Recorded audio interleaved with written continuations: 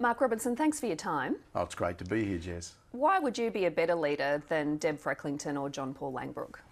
I guess I am my own type of leader and bring my own style. I'm a very grassroots person. I think politics today in Queensland is becoming increasingly localised, and people are looking for more of a grassroots style of leader and a consultative style of leader rather than a top-down leader. You don't have a lot of experience though, do you? Well, look, I think 26 years in teaching and in education and aid and development in my career, which had leadership roles prior to public life and politics, and now 9 years in the Parliament, including as Deputy Speaker. But not particularly senior roles though, have you? Well, look, I think I've had enough experience over those 9 years, travelling across the state, working in a shadow cabinet role in main roads, fisheries, marine infrastructure, working as the Deputy Speaker to Fiona Simpson in a previous Parliament. All of that has I believe, put me in a good position to put my hand up this time. Why does the LNP only now have 2 members north of Bundaberg?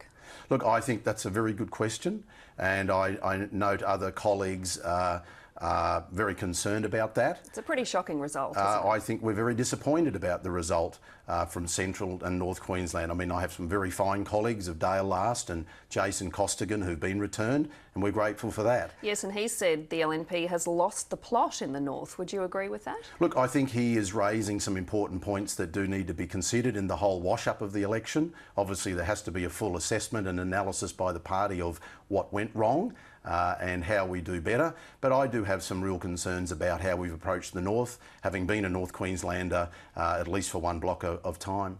What did go wrong? Why did the LNP lose? Look, I think there's a number of reasons, and I'm not going to trawl through all of that today. I think that's a matter for the party to look at. I certainly don't think it's an opportunity for scapegoating and blame gaming people. I think we also do have to look at issues of leadership. We have to look at the fact that the leadership team, despite their best efforts, fell short. Yes, why did they? I mean, I assume if you want to be leader, you'd want to learn from mistakes. So what were some of the mistakes? Yeah, look, that's an assessment yet to happen in the whole context of all of the reasons why we fell short. You're one of only a handful of sitting MPs who One Nation didn't put a candidate against. How closely aligned are you with One Nation? Well, look, I'm a very loyal LNP member. I have been for 9 years.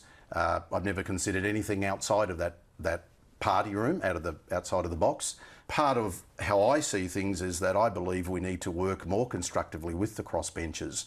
I think sometimes politics is too combative, and I think people are getting tired of that.